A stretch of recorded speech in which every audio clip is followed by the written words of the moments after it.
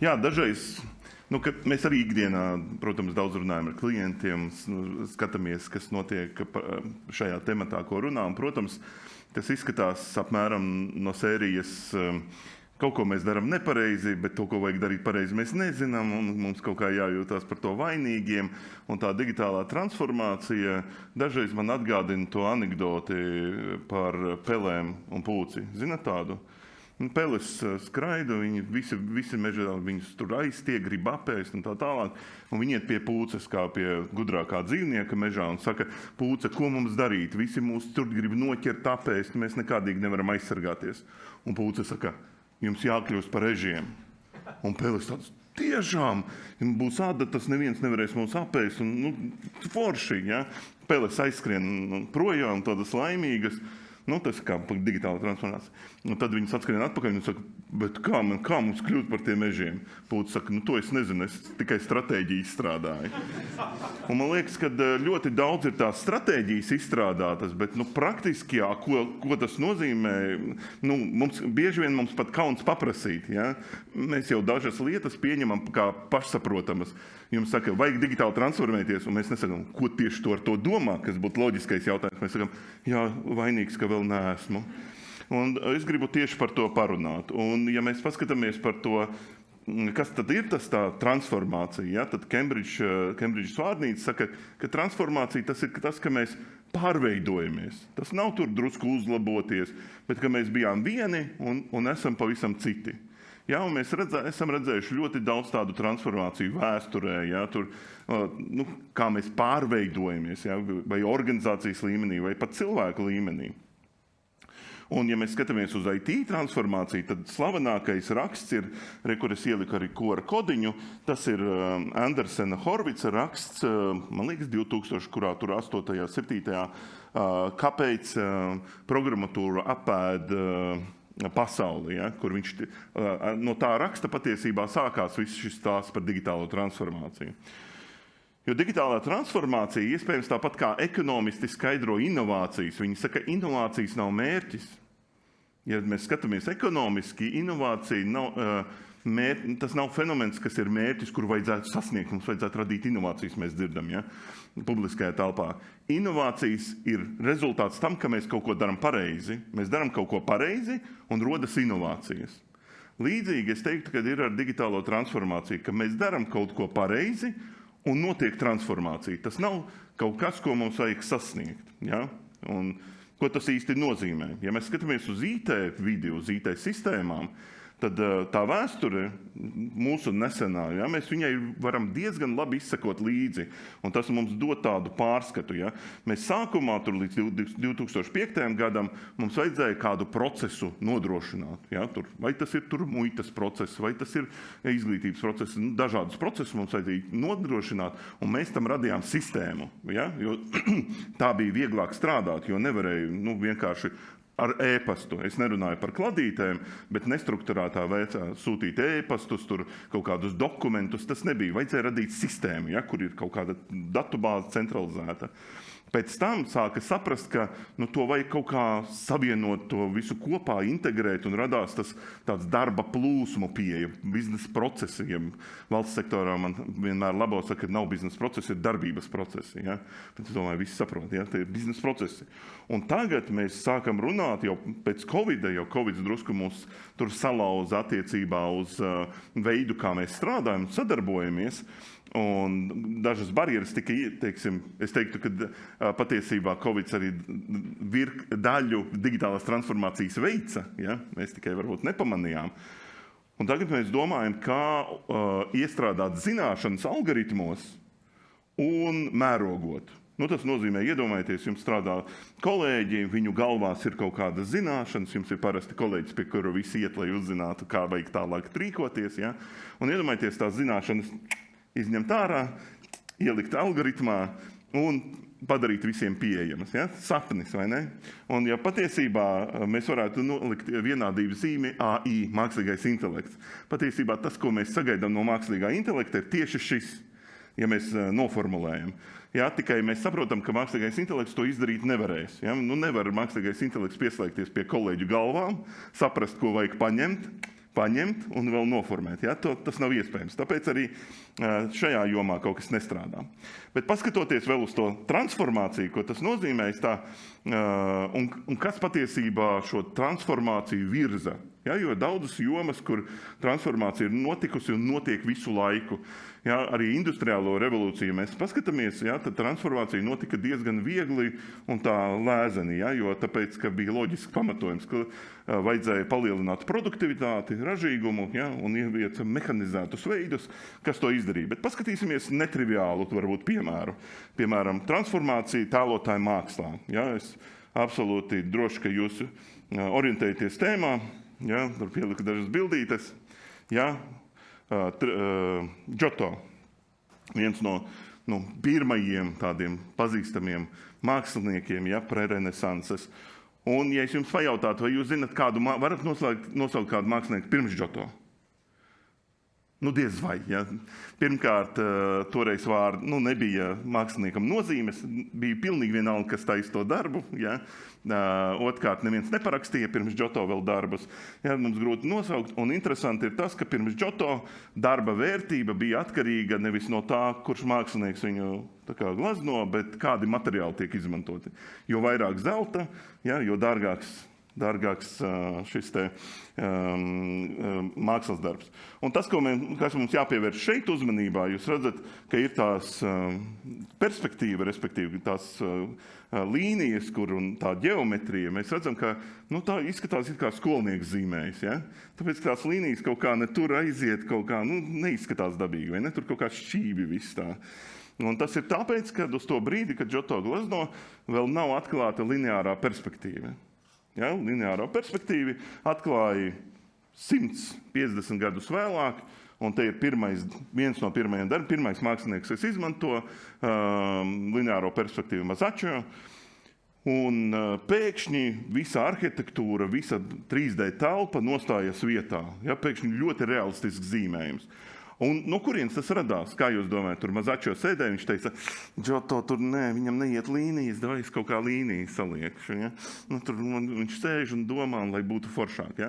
Bet patiesībā lineāro perspektīvu atklāja Masaccio draugs Filippo Brunelleschi. Un viņš to atklāja un pielieto ļoti praktiski iemeslu dēļ. Jo viņš ir arhitekts un viņš dizainē bagātiem florenciešiem ēkas. Un viņš saka, un florencietis saka, labi, es maksāšu tik daudz naudas, bet ko es dabūšu? Viņš saka, baigi forši būs. Tu parādi, tu nevari iedomāties baigi forši. Tu uzzīmē, un viņš uzzīmē tādu Giotto, tas pasūtītājs skatās, viņš saka, kaut kā šķīvi viss. Un to lineārā perspektīva rodas, lai uzzīmētu ļoti realistisku arhitektūras rezultātu. Un pasūtītāji uzreiz tur, es saprotu, par ko es maksāju, ja, un tādā veidā arhitekti iegūst ātru veidu, kā uzzīmējot, jo alternatīva ir taisīt koka modeļus, piemēram, vai realistiskus modeļus. Vēl 100 gadus vēlāk jau Ticiāns, un mēs redzam, ka māksla transformējās uz to, ka ir ļoti realistiski portreti, ir ļoti realistiski cilvēki, ja, realisms ienāk, un mēs redzam šo te raksturu, ja, kas šajā gadījumā Izabeles Destes portretā redzams, un jau vēl gandrīz 100 gadi vēlāk Caravaggio, kur mēs redzam, ka ir šis superrealisms, kur mākslā jau mēģina ievilkt cilvēku iekšā. Jūs redzat to augļu groziņu, kurš liekas, kad jūs skatāties uz to glezno, oriģinālā liekas, ka tas augļu groziņš tūlīt nokritīs no galda, gribās viņu tā pieturēt klāt. Un tam visam ir noteikti iemesli, kāpēc šīs transformācijas notiek, un tas ir klients. Jo klients patiesībā definē to vajadzību, un, protams, šajā gadījumā mākslinieciskais ģēnijs, viņš atbild uz to visu, un mēs redzam, ka mēs nevis tur pa tādu līniju mēģinam pārvietoties, bet notiek kaut kādi lēcieni. Un tad kas tad notika šobrīd? Ja? Ja mēs runājam tieši par publisko sektoru, ja, un ne tikai par arī privāto, kas notika? Ja, un patiesībā tas, kur transformēja klientu pēdējo 10 gadu laikā, un katru no mums, ja, mēs arī to jūtam, Mums ir iedots šis viettālrunis, ar kuru mēs skatāmies bieži vien uz pasauli. Ja? Tas ir mūsu palīgs. Es teiktu, tas ir tas mūsu asistents. Ja? Ir mums tā saucamā uberizācija, ja? Tas ir princips, ka visu mēs varam izsekot, ja mēs kaut ko pasūtam, mēs precīzi laikā zinām, kas ar to notiek un kas nenotiek un kad būs. Ja? Mēs vairs nav tā, ka mēs piezvanam, būs pēc mēneša. Labi, ja, gaidīšu zvanu. Mēs jau vairs tā negribam. Ja? Mēs gribam zināt, kur precīzi, pat ja tur 10, 100 statusi. Arī šis sharing economy, ja, ka mums nav obligāti, ka mums pieder lietas, ja, ka mēs varam viņas lietot uz laiku. Ja, un arī Covid attiecībā uz attālināto darbu, ja, un daudzas lietas ir mainījušas to, ko klients sagaida. Un šobrīd klients tiešām sagaida, un es teiktu, ka ne tikai klients, bet arī darbinieks. Ja? Arī darbinieks sagaida, ka jebkuru pakalpojumu varēs kaut kā iepazīties pats un pasūtīt, ja? Ka varēs atsakot, kā tas strādā, varēs dot atgriezenisko saiti, kuru ņems vērā. Ja? Katrs grib ielikt zvaigznīti par to, varbūt arī elektroniskajā deklarācijas sistēmā, katrs grib ielikt zvaigznīti vai 2 vai 3 par to, kā viņam kāja. Grib patiesībā to pašu, ko viņam piedāvā cits servisu pakalpojumi, jeb tas transformētais tirgus. Un tad mēs sakam, baigi labi, jā, mēs jau, apmēram jau mēs tā nojautām, ka tā ir, vai ne? Mēs taču zinājām. Un ko tas nozīmē? Tas nozīmē, ka kaut kā izmantojot tehnoloģijas, mums vajag redzēt to 360 grādu skatu uz klientu, ja, jo mums vajag saprast visu, ko viņš pie mums dara, ko viņš tur komunicē, sūdzās, slavē, izmanto, lieto, ja, un mēs jau sākam runāt arvien vairāk, cik daudz mēs datus izmantosim vai šīs zināšanas. Mēs saprotam, ka, lai to darītu, un tas atkal, lai reālā laikā tas notiktu, jeb ātri, ja, tas nozīmē visām lietām jābūt integrētiem procesiem. Mēs nevaram būt, ka vienā sistēmā tas strādā, pēc tam kāds ar roku varbūt tur skatās vai importē, eksportē. Ja, atkal, un šo mēs visu zinām. Un patiesībā tas ir tas, ko mēs saprotam zem šim vārda digitālā transformācija. Vienīgais, uz ko mēs ceram šobrīd, ir, ka mākslīgais intelekts pats par sevi kaut kā atrisinās. Es bieži vien dzirdu, ka tas baigi sarežģīti, baigi grūti, nevar ar mākslīgo intelektu. Bet es atkārtoju, ka mūsu vietā to nevar izdarīt. Ja? Ir kaut kādas tās zināšanas, kuras nevar tas mākslīgais intelekts izdarīt. Un, ja mēs paskatāmies uz to, kas mums traucē patiesībā, kas neļauj mums to visu sasniegt, tad ekonomikā pēdējos gados ļoti daudz tiek izmantots kultūras elements. Jeb daudzas lietas tiek izskaidrotas vienkārši tāpēc, ka tāda kultūra, ja? Tur, piemēram, nodokļu nomaksā, attīstība, inovācijas, tas tiek saistīts ar kultūras faktoriem. Un arī te es varētu piesaukt Pīteru Druckeru, kurš ir teicis, ka kultūra apēd stratēģiju brokastīs. Ja? Mēs varam plānot, mēs varam domāt, ja? Mēs varam teikt, visi uzvedīsies racionāli un viss notiks, tur procesi būs tādi, ja? Bet kaut kas nenotiek, ja? Kaut kas bremzē. Un tie kulturālie faktori patiesībā ļoti nopietni un tie ir neatrisinot tos, mēs patiesībā nevaram pat sākt to transformāciju. Ja? Kas tie pa faktoriem? Ko nozīmē tie kultūras kodi, ja? Saistībā ar šo transformāciju? Pirmais 0% riska pieeja. Ja? Ko tas nozīmē? Tas nozīmē, ka ja mēs riskējam, tad mēs neriskējam. Ja mēs kaut ko daram, tad to var izdarīt. Tur nav tā, ka mēs varam, tur kaut kas nesanākt. Ja?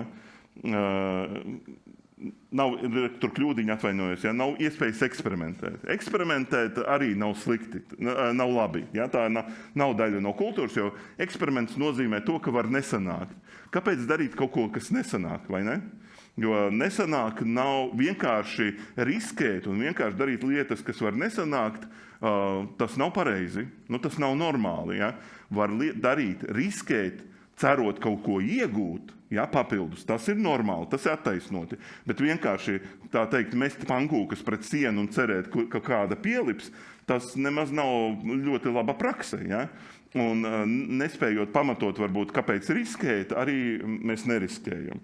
Un daudzas citas lietas, kā piemēram sadarbība, ja, dēļ tā, ka mums nevajag eksperimentēt vai radīt jaunas idejas, tāpat vien mēs nesadarbojamies ar citām departamentiem nodaļām. Ja, jo zinātne saka, sevišķi komunikācijā, ka tās idejas rodās tad, kad mēs komunicējam ar dažādiem cilvēkiem mūsu organizācijā. Ja, bet mēs tā kā vairāk fokusējamies uz savu procesu bieži vien. Un tad tuvojoties jau stāsta noslēgumam, atkal, protams, es iesāku par tiem ežiem, ja, un pelēm, un teikšu, jums visu laiku stāstu, ka vajag kļūt par ežiem, un jūs sakat, vajag forši, bet kā, ja? Lai nepaliktu tajā stratēģijas līmenī, tajā prakses līmenī, jo arī tās tehnoloģijas, par kurām šodien mēs runājam, un vispār ļoti daudz runājam, ir šis te low-codes, ja, jeb maskots, mākslīgais intelekts, tur uz datiem balstītie lēmumi, ja, ko tas viss nozīmē. Tad kāda izskatās varbūt tie kultūras transformācijas scenāriji? Pirmais, ja, mēs gribam šos te gudros procesus. Mēs gribam, lai tur ir šie te integrētie procesi, lai procesi ir uz datiem balstīti, ja, ar zināšanām iekšā un tā tālāk. Tas ir tas, ko mēs gribam sasniegt. Viens no tādiem transformācijas rezultātiem.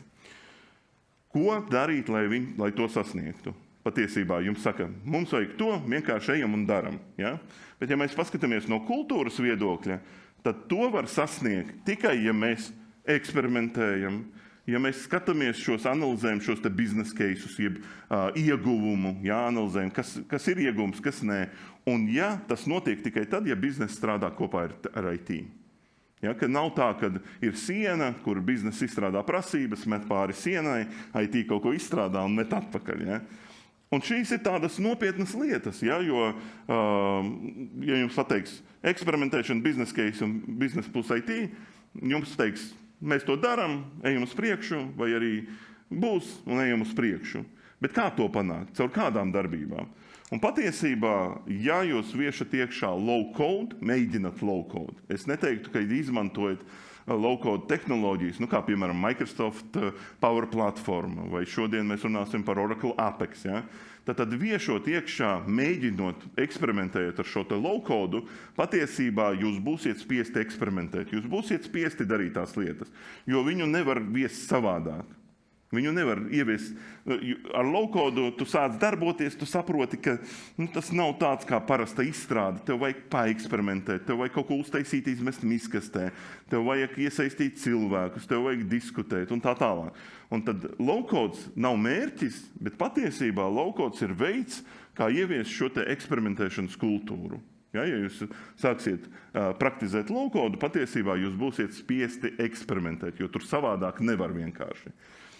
Un tāpēc varbūt daudzi no low-code drusku baidās, jo jūs nesasniegsiet rezultātu. Nebūs tā, ka jūs sataisīsiet vajadzīgās aplikācijas. Ja? Jo viešot low-code atkal, te man nav bultiņas, viešot low-code, jūs domājat, tā, es ieviešīšu low-code un sataisīšu ļoti daudz vajadzīgu aplikāciju, pa lēto, pa ātri, un būs baigi forši. Nē, praksa rāda, ka jūs to neizdarīsiet, bet jūs iemācīsieties eksperimentēt, kas jūs novedīs pie tiem procesiem.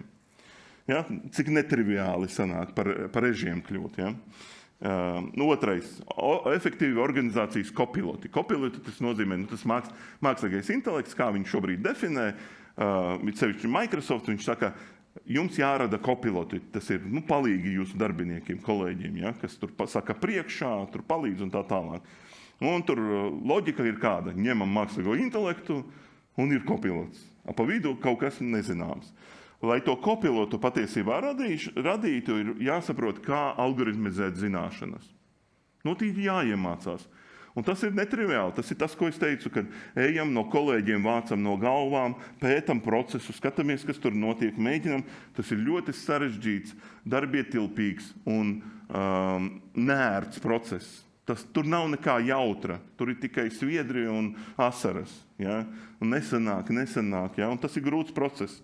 Un jāsaprot, kā cilvēks ar mašīnu sadarbosies. Nevis vienkārši ieliksim mākslīgo intelektu blakus un viņš tur visu parādīs. Kā to izdarīt? Kā no tam līdz tam sanāk? Ja?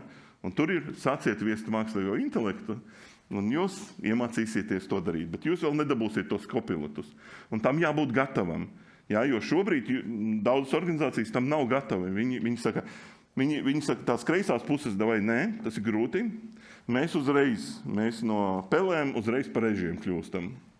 Ja, un trešais ir mana mīļākā tēma uz datiem balstīta lēmumu pieņemšana. Ja, un tur, diemžēl, ir jātaisa šie lēmumu algoritmiskais dizains, ja, nav jātaisa datu noliktava. Ja. Datu noliktava nav risinājums. Ir jāsēž un jādomā, piemēram, jūs rēķināt siltuma kompensācija, tur tāds rādītājs, šitāds rādītājs. Tas prasa unikālu pieeju viņa izdomāšanā, sapratnē, datu verificēšanā. Tas ir tas, ko dara datu zinātnieks, tur, piemēram, vai pētnieks jebkurā projektā. Ja, un šobrīd, tas ir tas, ko darīja, piemēram, pētnieks vai datu zinātnieks vienmēr, vai statistiķis. Bet tikai šobrīd to prasa katram darbiniekam mācēt darīt. Tāda ir atšķirība.